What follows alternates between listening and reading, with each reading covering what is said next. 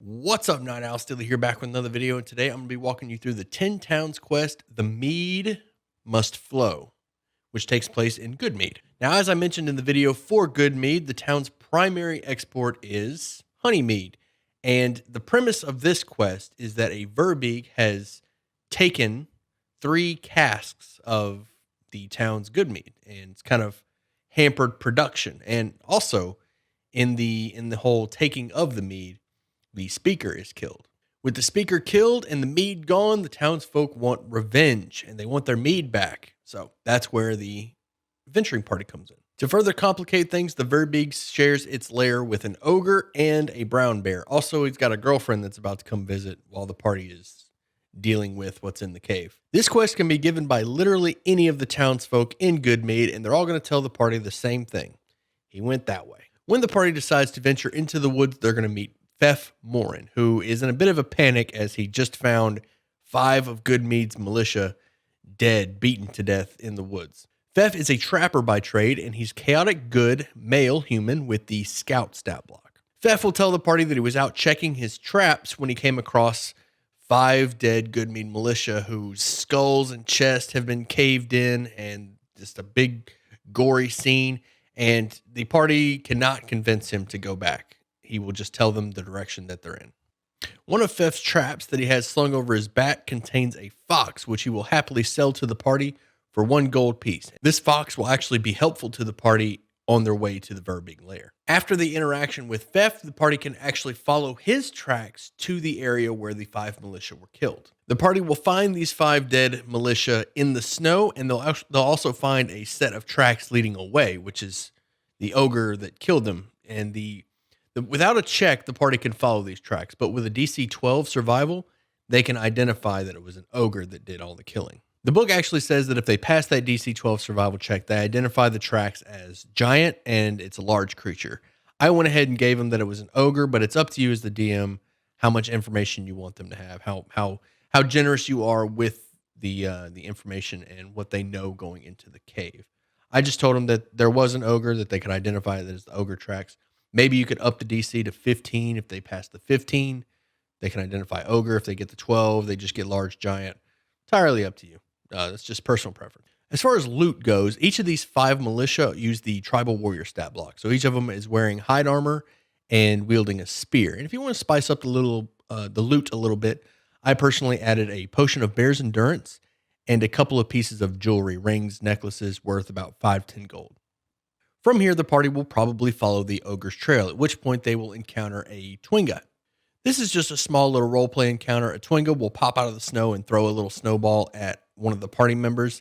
And the fox, if the party bought the fox off of Fef that was in the trap for 1 gold, the fox will actually run over to the Twinga and they'll have a short little interaction, and then the Twinga will mount the fox and ride off, but not before giving the party member that was hit by a snowball a charm. My small nitpick with this encounter is that it has no party interaction with it. The party's just watching this fox that they bought run over and interact with the Twinga, at which point the Twinga will charm them and then they can move on. As a matter of fact, the book even goes so far as to say, if any of this is interrupted, they don't get their charm. Or if the events play out any differently than the fox getting to the Twinga mounting it and riding off, they don't get their charm. So if you want to change this up, you can have something that the party can interact with in this encounter. Something really fun you could do is have a snowball fight. Multiple Twingas pop out of the snow and start hurling snowballs at the party like they're being ambushed, almost like it's a real combat. You could even go so far as to roll initiative and just have an actual snowball fight with these Twingas before they get their reward. You could have a lot of fun with that. That's if you want to spice up that encounter. If you want to just move on to the Verbage Layer, by all means. Once the party reaches the Verbage Layer, they're going to have a couple of options. At Area 1, there's going to be 3 different cave entrances. To the left is a frozen creek. In the middle, an 8-foot-high passage. And the right cave has light coming from within it, and this is also where the tracks that the party has been following. If the party decides to search the area a bit before they go into the cave, they'll find Area 2, which is sort of a backdoor to this dungeon. Area 3 is more than likely where all the action is going to take place. Unless the party decides to sneak through the entire cave, this will probably be where they make their stand against all 3 enemies of the cave. The light that the party saw is coming from a bonfire in the middle of this cave, and they'll also pick up the scent of some roasting meat in the air. This meat is actually a shield dwarf from Bryn Shander that crossed paths with the Verbige. Over by the fire is a small bundle of logs. It also has this dwarf's battle axe and a pair of his boots. If you want to spice up this loot and make it magical, a +1 battle axe here and a pair of boots of striding and springing are perfect. This area also has a livestock pen with goats and sheep inside. And be sure to emphasize how well kept these goats and sheep are, as the Verbige takes very good care of them. The goal here is to hint to the players that these animals are important to the Verbige, whose name is Doug. In an upcoming combat, the players will actually have the option to threaten one of these animals, and if they do so, they can actually intimidate Doug into standing down. This one can be a little tricky to pull off. Maybe you could emphasize the cleanness of their fur, and maybe it has a bit of a sheen to it. Crystal clear water in the trough, well-kept pen. Use a lot of words like that. Really emphasize, really hammer home how important these animals are, and they might just pick up on the option that they can threaten these things in order to cease all the combat. Because if they decide to do this, if they decide to like maybe grab one of the goats and threaten it, with an intimidation of DC 10, during the combat, all of them will stand. The Verbige will actually call off the bear and the ogre and stop all combat and allow them to leave, which they still need their mead, so it's really up in the air how that's going to go. And speaking of combat, if the players make a lot of noise here in Area 3, the Verbige and the ogre are both going to run up at the same time. And then after 3 rounds, the brown bear will show up. If there's any party members near that bonfire, the Verbige may try to shove them into it, and that will cause a whopping 3d6 damage, and they'll have to use an action to put the fire out, or they'll take another d6 at the start of their turns. Moving on from Area 3 is Area 4, and this is just a pit in the floor with a bunch of trash. A party member may go in there looking for loot, and if so, you feel free to add something. If you're feeling generous, the Verbige and the ogre probably wouldn't be able to identify a spell scroll, so maybe one of those ended up here in the trash. Over in Area 5 is where the ogre sleeps. Now, if the ogre hasn't been alerted yet, this is where the ogre will be passed out on the floor. A DC 8 stealth check will allow the party to move around without waking the ogre. Hanging from the ceiling are several baskets, and this is where the party will find the casks of honeymead. They'll also find some silver, copper, a couple gemstones, just some basic treasure here in these baskets. And for every object that they disturb here, they need to make a new stealth check to wake up the ogre. Nothing of interest over in Area 6. This is just the path leading up the frozen stream. Area 7 is where the cave bear sleeps. A DC 14 stealth check is required to sneak around in this cave without waking the bear, but a light source will waken it automatically. It's also in this cave where the party will find the rest of the shield dwarf from Bryn Shander, whose name is Arten Glanig. It's also here where the party will find one of the most interesting things about this cave, and that's the statue of Sylvanas. At the back of this cave is a 7-foot deep frozen pool. Beneath the ice at the surface of the pool is a stone statue. With a DC 12 religion check, the party will recognize it as Sylvanas, a god of nature. With a detect magic, the party will notice an aura of abjuration, and with an identify, they can reveal its magical nature. But they have to be touching the statue when the spell is cast. The party can't reach the statue without first going through a 1-foot thick sheet of ice. This statue blesses the pool of water, which will give any creature that drinks from it the benefit of a greater restoration spell. This will come in handy later when the party gets a hold of a cursed item in Area 10. Area 8 contains burial niches. It's here that the party will find the bones of warriors who were placed here to guard the way to the chieftain's tomb. Area 9 is an additional burial chamber, and if the party hasn't encountered Doug yet, he will be here sharpening his knife.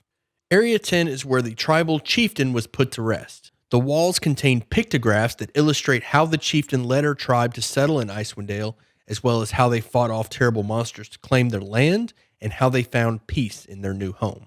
Characters who study this artwork will notice that the chieftain is wielding a wand and casting destructive magic. If the party decides to pry open this tomb, they're going to find a Pearl of Power and a +1 Wand of the War Mage. Fat loot. Unfortunately, anyone who is carrying these items are haunted by terrible nightmares when they try to take a long rest, so they can't actually get the benefits of that long rest, at least until they remove curse or similar spell. By the book, it says remove curse or similar spell. Greater Restoration says one curse. So if the party finds out about this curse while they're here, possibly with an identify spell, they can cure it immediately by going over to Sylvanas' pool and just drinking some of the water. Assuming they haven't already, because that pool only allows a character to drink from it once. Earlier, I mentioned that pile of trash and how there might be a scroll in there.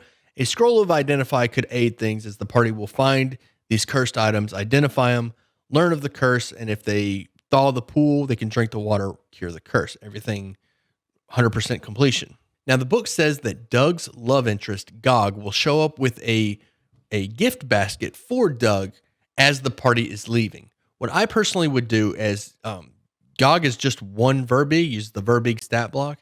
And depending on the level of your party and how taxing that combat was with the Verbig, the bear, and the ogre, depending on how that went and how the party is looking, you may have Gog show up during their short rest, preventing them from getting that short rest or a long rest if they decide to take a long rest in this tomb.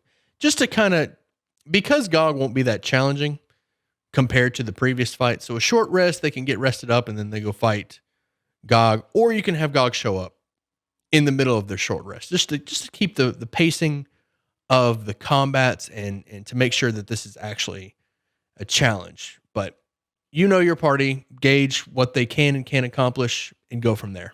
Inside this gift basket, the party will find a lot of metal scraps valued at 75 gold pieces, and they'll also find some scrap alien tech, which leads to a quest in Chapter 2, Id Ascendant, and I will cover that in that specific quest video. But for the purposes of this video, it's 75 gold pieces worth of scrap and some alien tech for later. Once the party has their honey mead, it's a trip back to town, and that's quest complete. You can feel free to throw a random in combat in there if you like.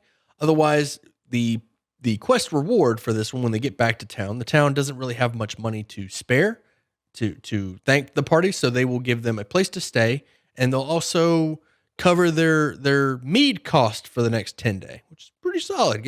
Have a couple drinks with some of the townsfolk, create some NPCs for them to drink with, free mead, free room to stay, party, give them a couple downtime actions.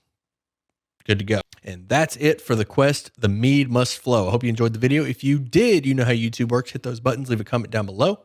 Let me know what your favorite of the 10 Towns quest is. And if you're a DM looking for players looking for a DM, make sure you join the Discord. Link in the description. Come by, ask questions, let me know what you think. And as always, I'll see you at sundown.